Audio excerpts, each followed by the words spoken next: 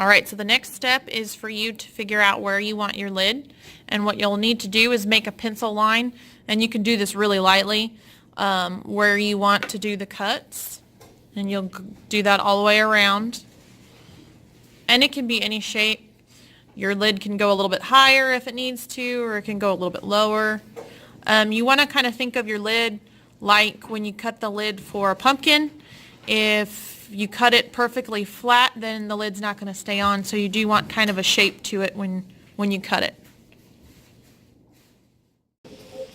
So the next step is to take your knife, and you're going to feel bad cutting into your project, but it's just like a pumpkin. You're just going to put the knife in there and keep pushing it along the line. I do my mouth last because I don't want to do my teeth wrong.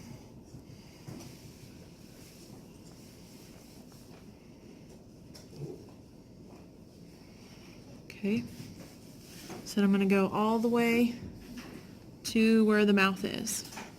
So I'm going to think about my mouth, and I want to go up and down that tooth and back up, down that tooth and back up, and I've got to meet this line. So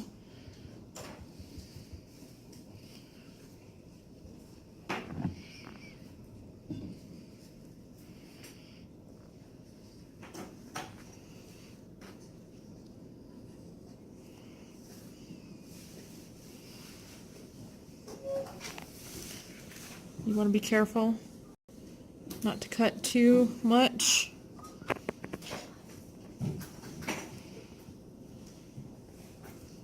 All right. And there you go. So you're going to look at the inside, and you'll see where we put the two pinch pots together there. You're going to have to smooth that out.